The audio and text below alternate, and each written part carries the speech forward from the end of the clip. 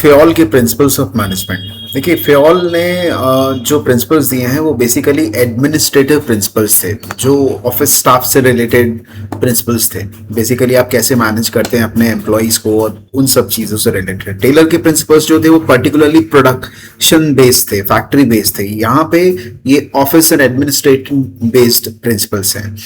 सबसे पहला है डिवीजन ऑफ वर्क। फेओल ने ये बोला कि वर्क को आप स्मॉल टास्क में डिवाइड करिए। स्मॉल टास्क में आप वर्क परफॉर्म करेंगे तो धीरे धीरे आप वो वर्क कंटिन्यूसली परफॉर्म करते करते उसमें स्पेशलिस्ट बन जाएंगे। और जब आप उसमें स्पेशलिस्ट बन जाएंगे तो जिस टाइम और जिस स्पीड से आप काम कर रहे थे उन दोनों में ही इंप्रूवमेंट आएगा। कम से कम टाइम लगेगा और स्पीड जो है वो अपने आप इंप्रूव हो जाएगा। तो इस तरीके से हम उस वर्क को बहुत अच्छे से, टाइमली और कम से कम वेस्टेज से कंप्लीट कर पाएंगे। तो वर्क को स्मॉलर पार्ट में डिवाइड करो और उसको कंटिन्यूअसली करते जाओ, जिससे आप उसमें स्पेशलिस्ट बन गए। स्पेशलिस्ट बनने का मतलब कम टाइम में और कम वेस्टेज से आप वो काम कंप्लीट करने लग गए। सेकेंड प्रिंसिपल उसने बोला अथॉरिटी एंड रिस्पॉन्सिबिलिटी। फेओल ने कहा अथॉरिटी बेसिकली क्या होता है, राइट टू ऑर्डर, ठीक है ना, और रिस्पॉन्सिबिलिटी क्या है, ऑब्लिगेशन टू वर्क, आपको फॉलो करनी चीजें। फेओल ने बोला कि अथॉरिटी जो होती है ना वो बोथ फॉर्मल और इनफॉर्मल जो है वो दोनों तरीके से हो सकती है। मैनेजर के पास यदि अथॉरिटी है तभी वो रिस्पॉन्सिबल ठहराया जाएगा। यदि मैनेजर के पास अथॉरिटी ही नहीं है तो हम उसको रिस्पॉन्सिबल नहीं ठहरा सकते। तो manager should have a right to punish a subordinate if, यदि उसने वो वर्क परफॉर्म नहीं करा इवन दो उसके पास रिस्पॉन्सिबिलिटी थी, तब हम उसको ये चीज बोलेंगे। इवन दो उसके पास अथॉरिटी थी तब हम उसको ये चीज बोलेंगे।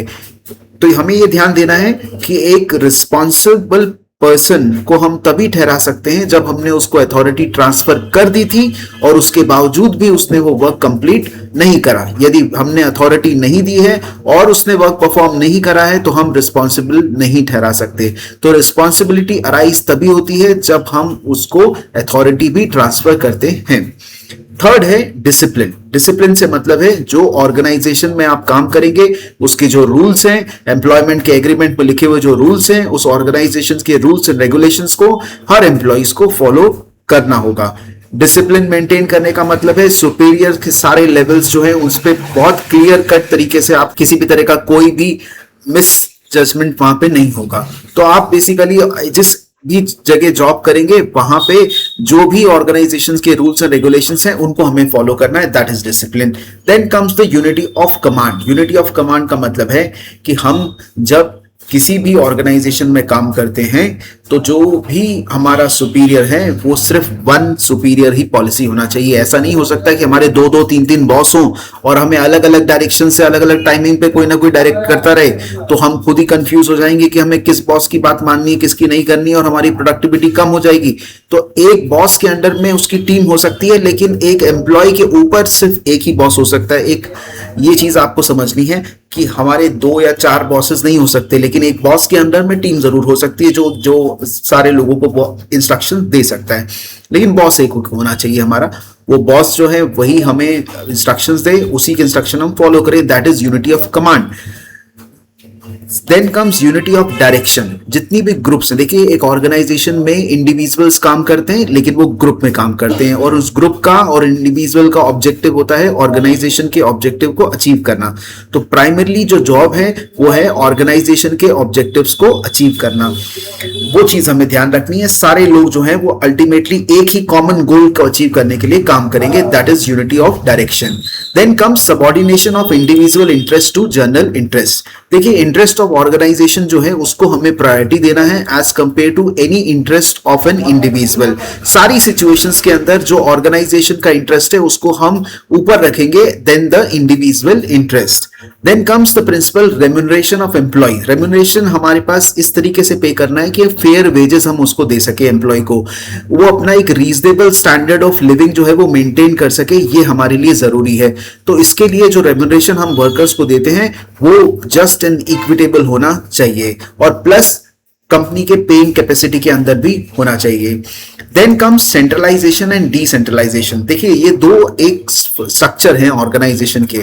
सेंट्रलाइजेशन स्ट्रक्चर ये होता है जहां पे जो डिसीजन पावर और अथॉरिटी है वो सेंट्रलाइज्ड है एक ही पोजीशन पे, और जब हमने उसको डिफरेंट पार्ट्स में अमंग डिफरेंट पीपल्स जो है वो डिवाइड कर दिया तो वो डिसेंट्रलाइजेशन ऑफ अथॉरिटी हो जाता है। फ्योल ने कहा कि एक प्रॉपर बैलेंस मेंटेन करने की जरूरत है बिटवीन डिसेंट्रलाइजेशन एंड सेंट्रलाइजेशन।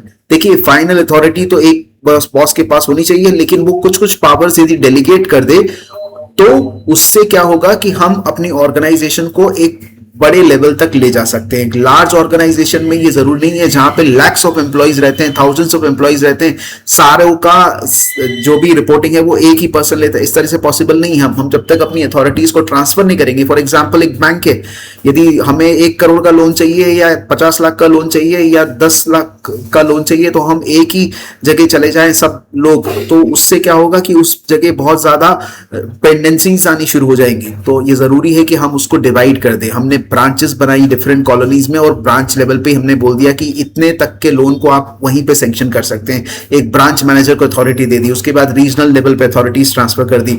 तो डिफरेंट लेवल्स पे अथॉरिटी ट्रांसफर करने से क्या हुआ कि अल्टीमेटली जो मेन ऑफिस है उसके वर्किंग थोड़े से कम हो गए। ऑल्दो सारी फाइल सबमिशन वहीं जाती है मेन ऑफिस में, लेकिन अथॉरिटी जो है वो सिलेक्शन करने की, उसको पास करने की हमने ट्रांसफर कर दी। तो एक लार्ज ऑर्गेनाइजेशन के लिए डिसेंट्रलाइजेशन ऑफ द सिस्टम करना जरूरी है, और स्मॉलर ऑर्गेनाइजेशन है तो फिर भी हम सेंट्रलाइज वर्क कर सकते हैं। Then comes the scalar chain. देखिए एक ऑर्गेनाइजेशन में क्या होता है, इंपॉर्टेंट है कि हम जो है हायरार्की स्ट्रक्चर फॉलो करते हैं, boss subordinate superior subordinate relationship maintain करने के लिए, और जनरली एक अथॉरिटी जो है वो हाईएस्ट से लोअर लेवल की तरफ जाती है, ऊपर से नीचे अथॉरिटी ट्रांसफर होती है।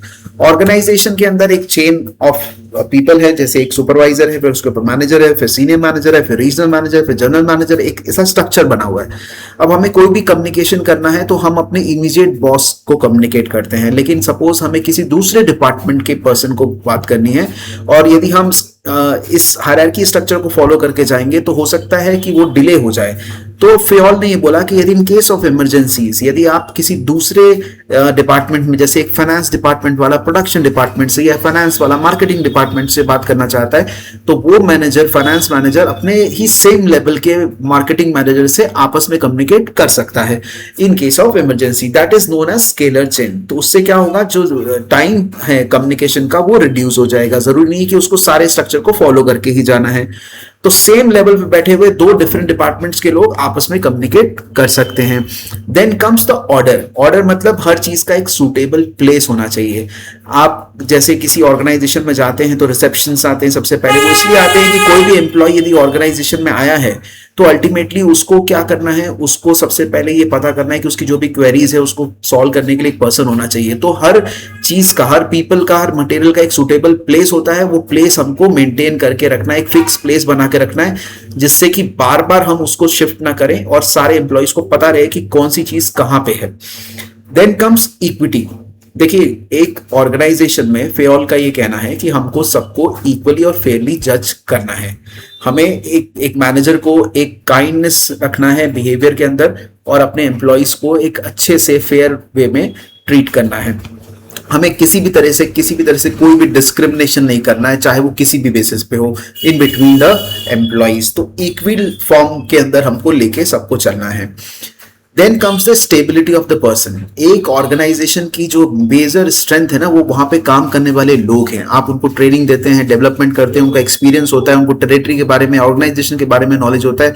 वो रिपीटेडली आपके ऑर्गेनाइजेशन से जुड़े रहेंगे तो अल्टीमेटली आपकी ऑर्गेनाइजेशन जो है वो ग्रो करेगी। लेकिन यदि एम्प्लॉइज दूसरी ऑर्गेनाइजेशन को लीव कर करके जाते चले जाएंगे तो आपकी ऑर्गेनाइजेशन के ऊपर कुछ ना कुछ उसका इफेक्ट आना शुरू हो जाएगा। वापस से नए एम्प्लॉयज रखना, फिर से उनको ट्रेन करना, फिर से वो स्ट्रक्चर डेवलप करना, उसमें टाइम जाएगा, कॉस्ट जाएगा।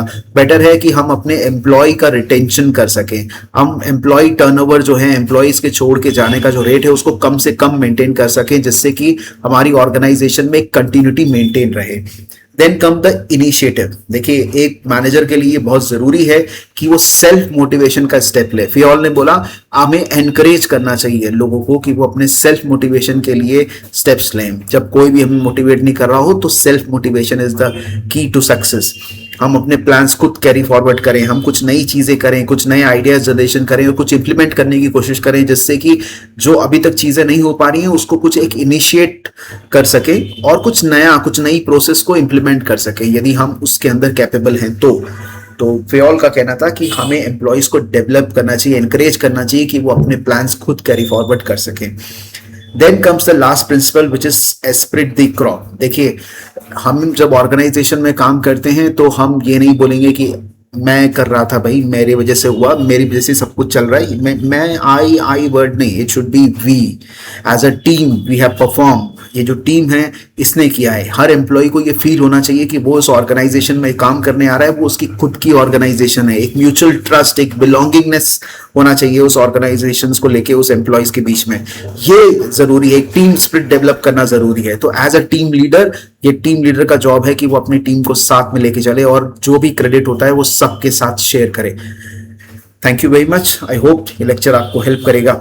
आगे मिलेंगे नेक्स्ट क्लास में, नेक्स्ट लेक्चर के था।